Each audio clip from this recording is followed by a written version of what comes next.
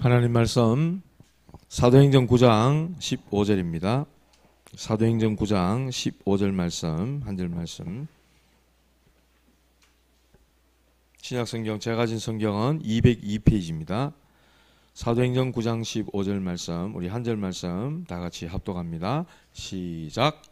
주께서 이르시되 가라, 이 사람은 내 이름을 이방인과 임금들과 이스라엘 자손들에게 전하기 위하여 택한 나의 그릇이라. 아멘.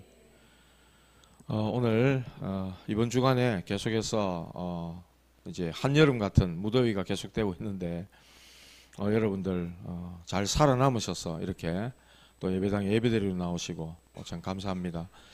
하나님께서는 예배하는 자를 찾는다 그랬죠. 예배하는 자를 찾으시니 하나님은 영과 진리로 예배하기를 원하신다, 그렇게 말씀하셨습니다. 오늘 전도와 선교의 사람 바울, 이런 제목으로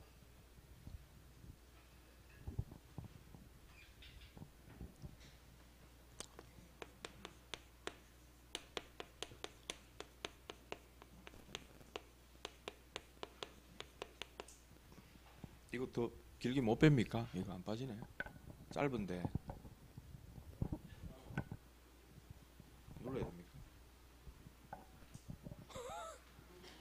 짧아겠어. 예. 죄송합니다. 미리 체크를 못 해가지고. 미리 체크도 못 하고 아직 적응이 좀 덜 된 것 같아서 너무 죄송하네요. 바울 우리가 너무 잘 알잖아요.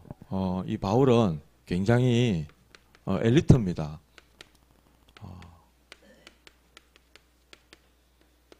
엘리트죠. 사람은 난지만에 8일 만에 할례를 받은 율법으로 흠이 없다, 이렇게 자기 스스로에 대해서 얘기를 하고 있고, 베냐민 지파입니다. 이스라엘의 초대 왕이 사울 왕인데 그 사울 왕이 베냐민 지파거든요. 그래서 이 사울은 원래는 이름이 사울이었잖아요. 그리스도를 만나고 나서 이름을 이제 바울로 이렇게 바꿨는데, 이 사울은 왕족의 후손인 거죠, 말하자면. 그런 집안에서 태어났고 날 때부터 그냥 로마 시민권자, 로마에 속국가에 있었지만은 그 집안 자체를 우리가 알 수 있듯이 굉장히 영향력 있는 그런 집에 이제 가문에서 이제 태어났고, 가말리엘이라는 아주 뛰어난 스승 밑에서 배운 사람이었고, 지금으로 치면 뭐 아마 하버드 정도 되는 그런 학부에 공부를 했던 사람이고, 또 사내들인 공회원, 그러니까 우리나라로 치면 그 국회의원 같은 그런 완전히 뭐 엘리트였습니다. 엘리트 중에 엘리트. 그러니까 차세대 이스라엘의 지도자 같은 그런 사람이었죠. 육신적인 것으로 이렇게 자랑할 것이 너무나 많이 있었던 사람입니다. 그런데 이 사람은 다 갖췄는데 뭐만 없냐? 복음만 모르는 거예요. 그러니까 율법을 가지고도 얼마나 열심히 했던지 스데반을 죽이고 교회를 핍박하고 이런데 완전히 앞장섰던 사람이었습니다. 뭐 율법으로 너무 열심히 있었기 때문에. 그렇죠. 교회를 잔멸하고 박해했던 사람, 핍박자였고 포행자였다. 자기 스스로가 나중에 그렇게 자기 자신에 대한 것을 고백을 하지요. 그러나 혼자 있을 때는 이 바울은요, 혼자 있을 때는 말로 할 수 없는, 감당할 수 없는 이 영적 문제로 많은 고뇌와 고민을 했던 사람이 바로 바울이었어요. 우리 주변에도 이런 엘리트들이 홀로 있을 때는 말할 수 없는 이런 영적 문제로 어려움 당하는 사람들이 참 많이 있습니다. 우리 주변에요. 그래서 자기도 로마서 7장에 보면 고백하잖아요. 오라, 나는 공고한 사람이라다. 누가 나를 이 사망의 몸에서 나를 건져낼 수 있으랴. 나는 너무나 공고한 사람이다, 이렇게 말하고 있어요. 다른 사람들은 이 바울을요, 아주 이 뛰어난 엘리트라고 봤기 때문에 전부 다 부러워하는데 자기 스스로는 나는 너무 공고하고 비참한 사람이다. 누가 나를 이런 사망의 가운데서 나를 건져낼 수가 있겠느냐. 이런 고백을 할 정도로 바울은 굉장히 영적 문제로 고통받던 사람이었다. 지금도 복음 모르는 엘리트들은요, 혼자 있는 시간에 말할 수 없는 이런 영적 문제로 고통당하고 있습니다. 제가 아는 어떤 한 분은 그런 분이 있어요. 수십 년 전에 삼성이라면 우리나라 뭐 최고 기업이잖아요. 거기 임직원들을 앉혀놓고 강의했던 분. 강의 1시간 하면요, 수십 년 전의 이야기입니다. 1시간 강의하는데 80만 원씩 강사료를 받았던 분이에요. 지금으로 치면 뭐 대단한 분이죠. 똑똑하고 뭐 아주 대단한 분입니다. 그런데 어느 날 갑자기 공황증 같은 문제가 딱 온 거예요. 보십시오. 완전 엘리트잖아요. 삼성의 임직원을 아무나 강의합니까? 그랬던 분이 어느 날 갑자기 영적 문제가 딱 온 거예요. 그리고 집에도 문제가 막 오기 시작하는데 하루는 또 퇴근을 하고 집에 오니까 그분의 부인이 너무 예뻤던가 봐요. 너무 예뻤던 분인데 눈을 완전히 막 귀신 같은 눈으로 이 성형수술 또 해놨더라는 거예요. 왜 그랬노? 아니 당신 왜 그랬노? 이러니까 사람들이 자기를 째려본다 이거라. 너무나 사람들이 자기를 막 쳐다보는데 괴로워 견딜 수가 없다는 거죠. 그래가지고 눈을 막 아주 그냥 귀신처럼 막 이렇게 해가지고 집에 있더라는 거예요. 결국은 함께 살지도 못하고 이혼하게 되고 굉장히 어려움 속에 있은 거죠. 그러다가 이분에게 어느 날 복음이 탁 들려진 겁니다. 복음이 믿어진 겁니다. 말하자면 오늘날 이런 분들이 굉장히 많이 있다니까요. 많이 있다니까요. 우리 주변에. 꼭 엘리트가 아니더라도 하나님 떠나서 겪게 되는 이 수많은 영적 문제 해결할 길이 없는 거죠. 그래서 점도 치고 굿도 하고 뭐 부적도 갖고 다니고 하라는 거대로 다 해보잖아요. 세상 풍습 다 지키고 미신 다 따라가고 다 해보잖아요. 그런데 해결할 길이 없는 거라. 이건 사람의 힘으로 안 되는 문제잖아요. 그래서 하나님께서 어느 날 이 핍박자였던 바울을 부활하신 주님이 예수 믿는 사람 잡으러 가는 그 길목이었던 다메섹이라는 지역에서 부활하신 주님이 이 사울에게 탁 나타납니다. 사울아, 사울아, 네가 어찌하여 나를 핍박하느냐? 주여 누구십니까? 나는 네가 핍박하는 예수라. 이렇게 부활의 주님을 딱 만나고 나서 바울은요, 부활의 주님을 만나고 나서 완전히 자기 인생에 답을 딱 얻죠. 완전히 깨져 버렸습니다. 핍박자가 전도자로 바뀌는 전환점. 오늘 읽은 말씀 아닙니까? 왜 이 사람에게 나타나서 주님이 말씀을 주시느냐? 가라, 이 사람은 내 이름을 이방인과 임금들과 이스라엘 자손들에게 전하기 위하여 택한 나의 그릇이라고 그랬어요. 분명히 주님은 말씀하셨어요. 전도와 선교의 사람으로 바울을 부르신 겁니다. 그 핍박자를 어떤 사람도 안 되기 때문에 부활하신 주님이 직접 나타나신 거예요. 직접 꺾으신 거죠. 바울은 누구에게 전도받은 게 아닙니다. 부활하신 주님이 직접 나타나셔서 바울을 꺾어버린 거예요. 그래서 완전히 인생의 전환점을 맞게 되죠. 핍박자가 전도자로. 저와 여러분 인생의 제일 중요한 사건이 뭡니까? 우리 인생의 가장 대박맞은 사건이 뭐예요? 주님을 만난 거 아닙니까? 즉 구원받은 거죠. 구원받은 겁니다. 내 인생에 제일로 큰 뉴스거리고 할 말이 있다면은 내 인생에 주님을 만나서 구원받게 됐다.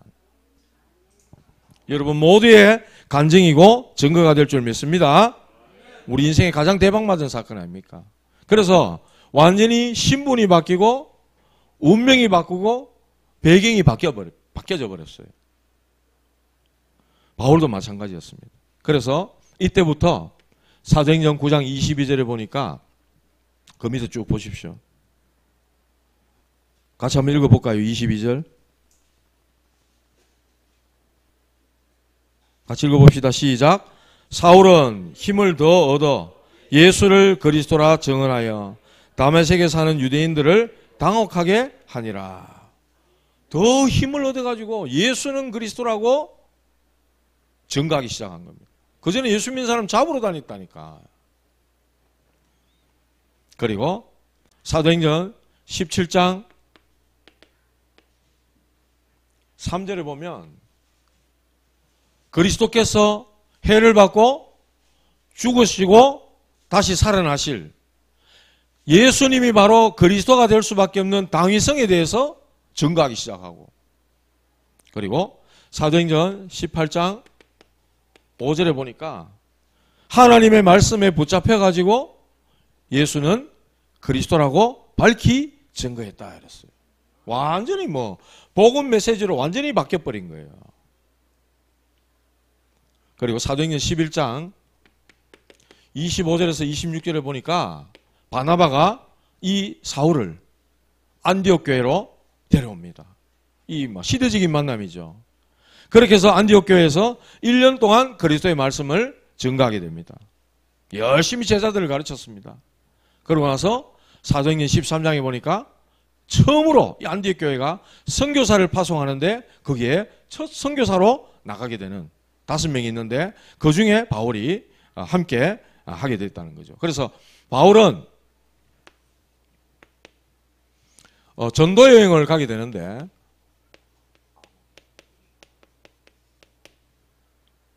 바울의 전도 여행은 1차, 2차, 3차로 전도 여행을 가게 됩니다. 그리고 나중에 예루살렘으로 다시 돌아갔다가 로마로 가서 순교를 하게 되는 것이죠. 그게 바로 이 사도 바울의 여정이었어요. 오늘 말씀의 부름을 받았는데 뭐 때문에 부름받았다고요? 전도와 선교를 위해서 부름받았던 전도와 선교의 사람 바울이었습니다. 그래서 사도행전 13장에 보니까요, 주를 섬겨 금식할 때 이랬어요. 뭐 때문에 금식했냐? 우리는 이런 문제가 있는데 하나님 응답 좀 해주이소. 이래가 금식하기도 하고, 건강 때문에 우리 몸속에 독소를 빼내는 가장 중요한 게 금식이랍니다. 음식물을 덜 집어넣고 물 마시고 한 2, 3일 굶어버리면 우리 몸속에 독소가 쫙 빠져나가는 그 시간이 바로 금식하는 때라 그래요. 우리는 이런 이유 저런 목적 때문에 금식하지만은 바울은 뭐 때문에 금식했다고요? 성령 인도 받기 위해서. 주를 섬겨 금식할 때 그랬어. 성령 인도 받으려고 금식했다 그랬어. 100% 성령 인도 받기 위해서 금식했다. 그래서 선교의 첫 시작을 성령 인도로 이렇게 시작한 겁니다. 저와 여러분들 모든 사역도 이렇게 해야 될 줄 믿습니다. 우리가 일을 많이 하고 또 열매를 많이 맺고 이것도 중요하지만은 그거보다 더 중요한 게 뭐냐? 하나님과 맞아야 되잖아요. 하나님이 원하시는 걸 해야 되잖아요. 하나님이 원하시지 않는 거에 우리가 죽자 사자 한다. 그거보다 뭐라 해야 될까? 방향이 안 맞는 게 어디 있겠습니까? 하나님과 맞춰야 되잖아요. 그죠? 저와 여러분의 인생 여정이 이 언약의 여정이 되고 전도와 선교하는 인생 여정 되기를 주님의 이름으로 축복합니다. 그래 돼야 됩니다. 절대로 열심히 하고 열매 맺고 그게 중요한 게 아닙니다. 하나님이 원하시는 게 뭐냐? 하나님이 정말로 하시고자 하는 게 뭐냐? 거기에 방향 맞추는 게 제일 중요하다는 거예요. 그래서 주를 섬겨 금식했는데 성령 인도 받기 위해 이 사람들이 금식까지 했는데 하나님께서 사람, 장소, 일 다 준비해 놓으시는 거 있죠. 사도행전 13장 읽어보면 그래 나옵니다.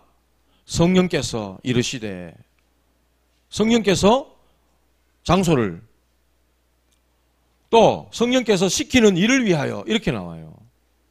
사람, 장소, 일 전부 다 준비해 놓으시고 이 선교를 나가는 이 팀들을 완벽하게 인도하시는 거 있죠. 두 번째로 사도행전 16장 16절에서 18절. 죄송합니다.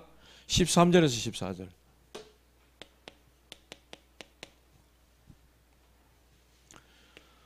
기도처가 있는가 하여 그랬어요.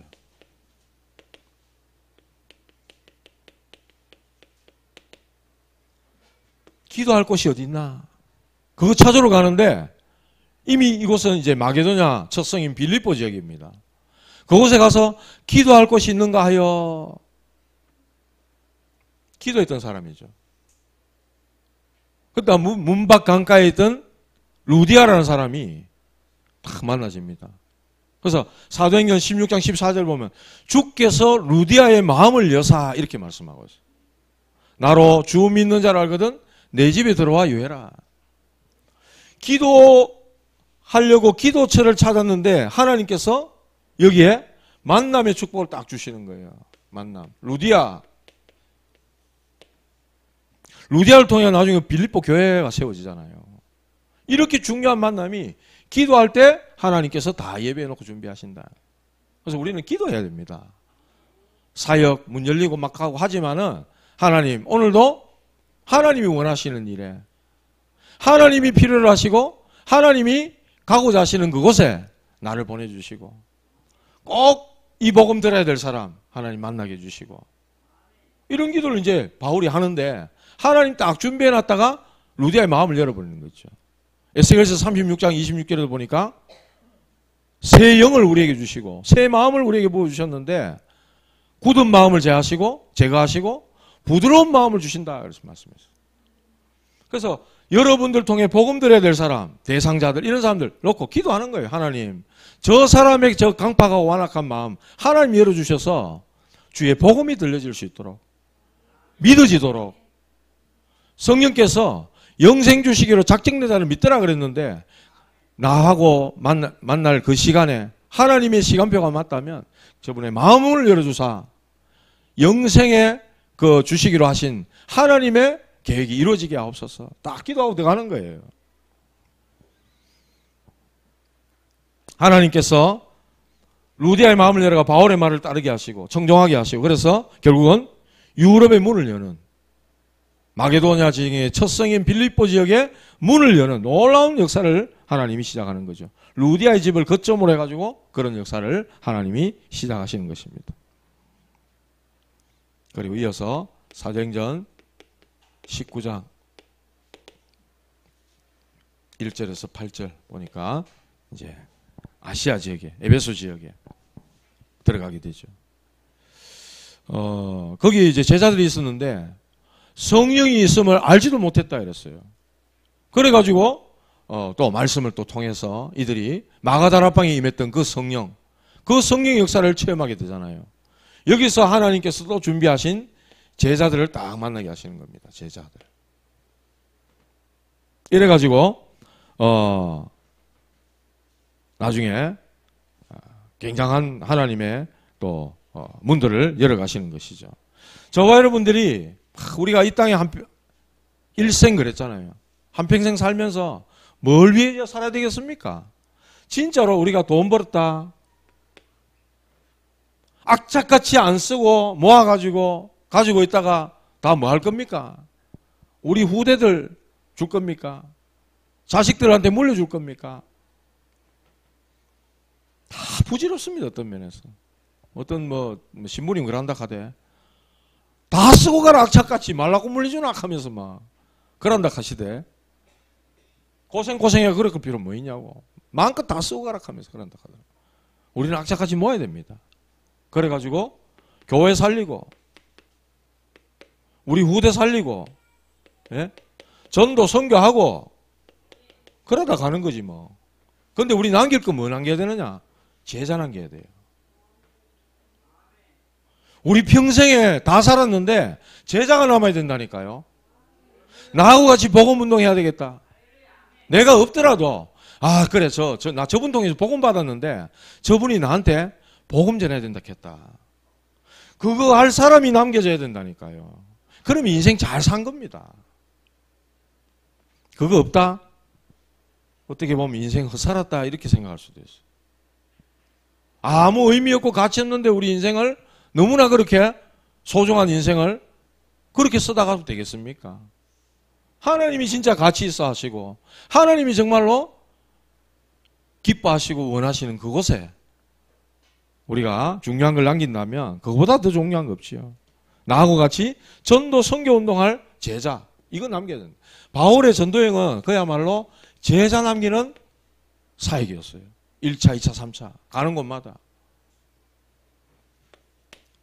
바울은요 회당을 찾아 들어갔습니다. 회당. 사도행전 17장 1절에 보니까 회당을 찾아 들어갑니다. 유대인의 회당이 있는 데살로니가 지역으로 들어갔잖아요. 거기에 유대인의 회당이 있는지라 이랬어요. 거기서 바울이 규례를 가지고 새 안식일에 성경을 가지고 강론했다 이렇게 말씀하고 있어요. 사도행전 18장 4절에도 보니까 그런 말씀합니다. 안식일마다 회당에서 강론했다 이랬어요. 고린도 지역에 들어가가지고 그리고 사도행전 19장 8절에도 보니까 에베소 지역에 가서 회당에서 석 달 동안 하나님 나라의 일에 관해서 강론했다 그랬어요. 바울은요 미래를 준비한 겁니다. 즉 렘넌트 운동 바울은 이거 한 거예요. 여기에 바울은요 생명을 걸어버렸어요. 완전히. 그래가지고 사도행전 14장에 보면요 디모데가 나오잖아요. 디모데를 만났는데 루스드라 성에 들어갔다가 돌에 맞아가 죽었다 그랬어요. 바울은 죽었는데 죽은 줄 알고 성 밖에 갖다 내버렸는데 바울이 다시 일어나서 그 루스드라 성으로 다시 들어갑니다. 우리 복음 전하다가 그 정도로 핍박받습니까? 두들겨 맞아 죽을 정도로. 그런데 그것에 다시 들어가고 싶겠어요? 뒤도 돌아보기 싫다. 그쪽으로 오줌도 누기 싫다. 이거 할 건데 바울은요 거기 다시 들어가는 거예요. 왜? 디모데라는 제자가 다 그 지역에 있거든. 그러니까 내가 그럴 만큼 맞아가 막 그로기 상태가 되고 다 죽어가도 그게 또 기어 들어가는 거예요. 사도행전 13장 8절입니까? 세상이 감당할 수 없는 사람이라. 거기에 제자, 렘넌트, 디모데 같은 후대가 있기 때문에 바울은요 기어서 또 들어가는 거예요. 에베소 지역에 핍박이 일어나니까 두란노서원으로 들어갑니다. 그래가지고 그곳에서 또 계속해서 하나님 나라에 관해서 강론하고 말씀을 증거하고 저와 여러분들이 살아있을 동안에 이거 준비해야 됩니다. 제자 이거 남기고 우리는요 뭐가 미래를 준비하는 거냐? 땅 사놓고 건물 사놓고 막 부동산 막 이래 두 개가 막 땅값 막 올랐다 하더라.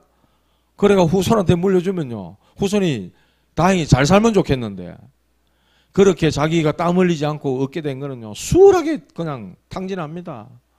수월하게 그런 분들 많이 봤어요. 저는 부모님들이 재산 남겨주는데 그거 가지고 막 형제지간에 싸워가지고 원수가 되고 막 저는 그런 이야기 많이 들었고 많이 봤습니다.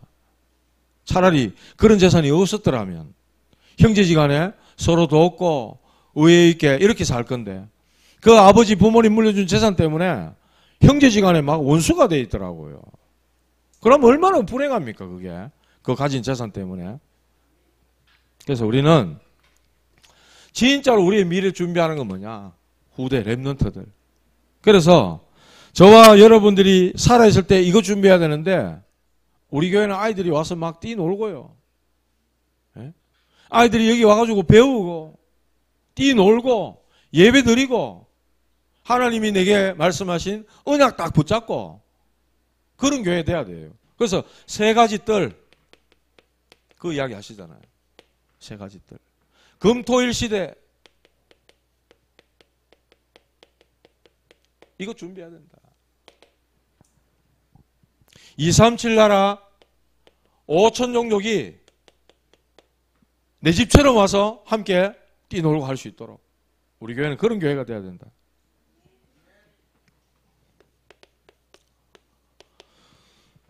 그래서 이 바울은요 뭘 잘했냐? 지역마다 지교회를 했다. 지교회. 지역에 플랫폼이 될 만큼. 플랫폼이 뭡니까? 정거장 이런 데가 플랫폼이잖아요. 공항 이런 데, 버스 정류장 이런 데. 사람들이 차 타고 다른 지역으로 갈 수 있도록 몰려올 수밖에 없는 딱 시스템이 돼 있잖아요. 그거 뭐 플랫폼이라 하거든.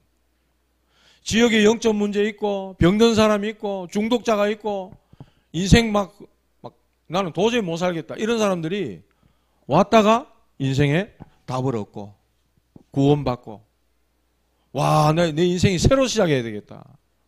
이런 플랫폼 지교회 그리고 파수망대 진짜로 복음 가지고 기도하는 사람이 있는 그 지교회 루디아의 집 그런 경우지요. 데살로니가의 야손의 집, 고린도 지역의 브리스가 아굴라 부부의 집, 눈바의 집 그런 집들이 바로 이런 지교의 역할을 했던 거죠. 그리고 이것이 바로 안테나라. 하나님과 다 소통하고 사람들과 소통할 수 있는 그런 지교회. 바울은 이 사역을 했던 겁니다. 전도여행 3번 갔다 오고 예루살렘도 갔다가 다시 로마로 내가 로마도 보아야 하리라. 내가 가이사 앞에 서야 하리라. 그런 하나님의 언약의 말씀을 딱 붙잡았는데 이 바울은요. 하나님께서 그 말씀을 더 확인시켜 주시는 거예요. 내가 로마도 보아야 하리라. 네가 가이사 앞에 서야 하리라. 하나님께서 그대로 말씀들을 확인시켜 주시는 거예요. 바울은요. 그리스도를 만난 이후부터 바울은 순교 그걸 생각하고 살았습니다. 언제든지 그 시대 상황이 그랬어요. 또 그러니까 바울은요. 나의 달려갈 길과 주 예수께 받은 사명 곧 하나님의 은혜의 복음 증가하는 일을 마치려 함이는 나의 생명조차도 조금도 귀한 것으로 여기지 아니하노라 이랬거든. 주 예수께 받은 사명 가라. 이 사람은 임금들과 이방인과 이스라엘 자손들에게 내 이름을 증거하기 위하여 택한 나의 그릇이라. 처음부터 주님이 그렇게 말씀하셨기 때문에 그 말씀을 마음속에 탁 언약으로 붙잡고 처음부터 부활의 주님을 만난 순간부터 순교할 마음을 갖고 있었다는 거예요. 거의 모든 사람들은요. 예수 믿고 내가 잘 되기를 다 바랍니다. 하나님 이것 되게 해주시고 저것 되게 해주시고 거의 그렇습니다. 그런데 바울은요 안 그랬다. 예수 믿자마자 로마로 들어가서 내가 이 복음을 저 가이사 황제에게도 전해야 할 것이다. 그렇게 순교했는데요. 세계가 뒤집어져 버렸어요. 바울은. 바울 때문에 뭐 지도가 바뀌었다 그러잖아요. 그만큼 전도 선교를 위해서 그의 일생이 쓰임받았다는 거예요. 뼛속까지 전도 선교의 사람이었다. 주님을 만나는 순간 완전 복음의 사람이었고 전도 여행, 선교 여행을 가는데 그곳에서 진짜 기도의 비밀을 가지고 하나님의 인도함을 받고자 뭔가 일이 뭡니까? 금식까지 해가면서 하나님의 인도를 받고자 했던 사람이었다. 결국은 자기를 부르심에 대한 그 비밀을 너무나도 정확하게 알고 나의 달려갈 길과 주 예수께 받은 사명 그렇게 말씀했어요. 저와 여러분들이 내가 일생을 살고 난 다음에 남겨야 될 것 이번 그 여름 성리학교의 큰 주제입니다. 영원한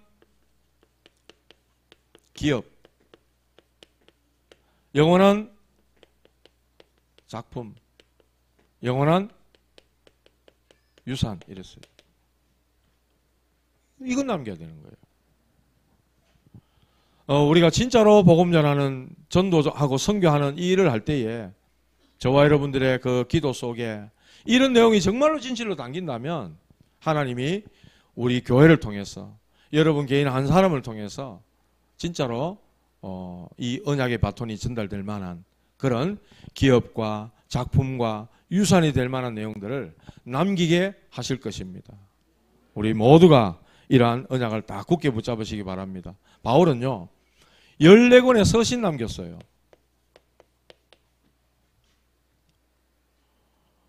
로마서를 비롯해서 뭐 에베소서, 빌립보서 뭐 이렇게 쭉 나오잖아요.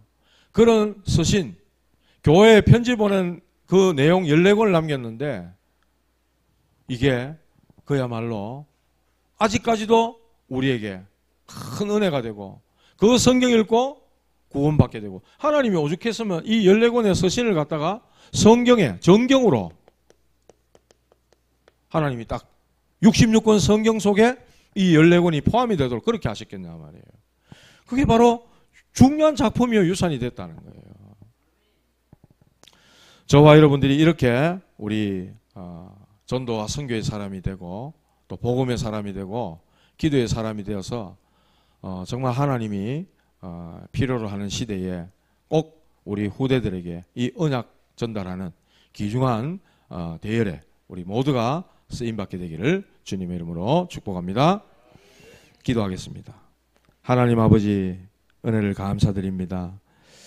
우리 작년 함께하는 교회가 정말 복음을 사랑하는 사람들이 모이고 또 흩어지고 현장에서 예수가 그리스도라고 밝히 증거하는 복음의 사람들, 기도의 사람들이 모여지게 하시고 정말로 주님으로부터 받은 이 사명인 전도와 선교의 사람들이 모여지고 흩어질 수 있도록 교회를 축복하여 주시옵소서. 초대교회와 같이 날마다 집에 있든지 성전에 있든지 예수는 그리스도라고 밝히 증거하는 그러한 교회가 되게 하시고 지역의 모든 우상을 무너뜨리며 하나님의 망대를 세워가는 우리 함께하는 교회가 되도록 축복하여 주시옵소서. 우리 후손들에게 후대들에게 정말로 자랑할 만큼 복음의 유산, 언약의 유산을 잘 전달하는 그러한 우리 작년 함께하는 교회가 될 수 있도록 성삼위 하나님께서 축복하여 주시옵소서. 지금은 우리 인생의 모든 문제 해결자이신 주 예수 그리스도의 은혜와 하나님 아버지의 크고 놀라우신 사랑하심과 성령님의 내주인도 역사 충만하심이 정확한 언약을 붙잡고 복음의 사람, 기도의 사람, 전도 선교의 사람으로 하나님 앞에 쓰임받기를 원하는 모든 머리 숙인 하나님의 사람들 위에 주님의 몸된 교회 위에 이제로부터 영원토록 항상 함께 계실지어다. 아멘.